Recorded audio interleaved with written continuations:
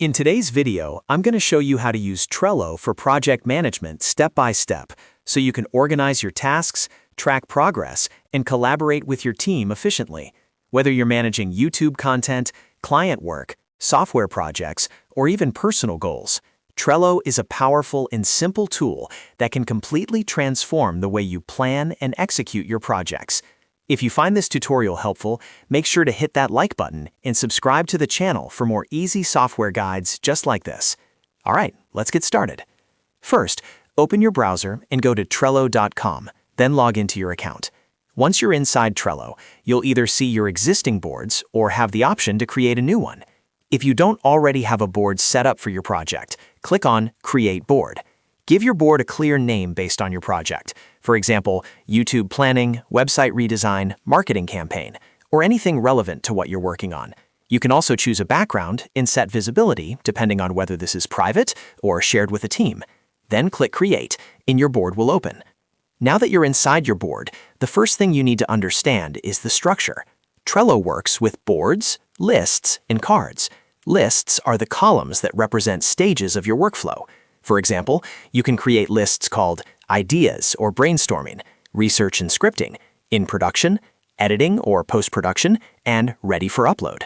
To create a list, click Add Another List, type the name, and press Enter. These lists represent the different phases of your project pipeline. Inside each list, you create cards. Cards represent individual tasks. For example, under Ideas, you might create a card called AI Tools for Creators.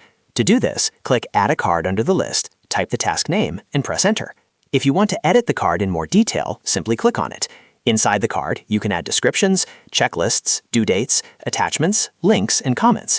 This is where all the important information about that specific task lives.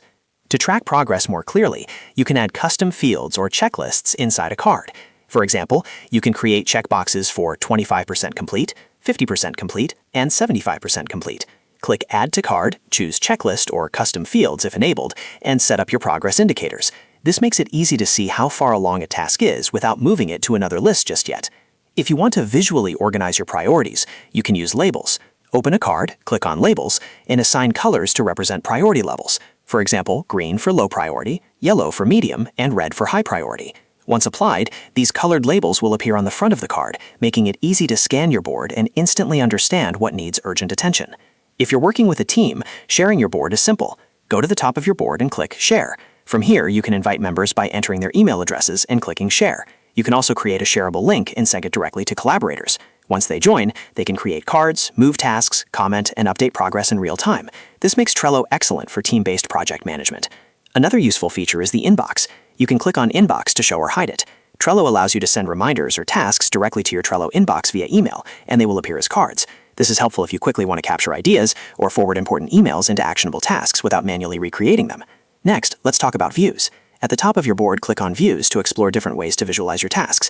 For example, if you click on Timeline View, you'll see your cards displayed in chronological order, as long as you've added due dates to them. This is extremely helpful for planning deadlines and seeing how tasks overlap across days or weeks.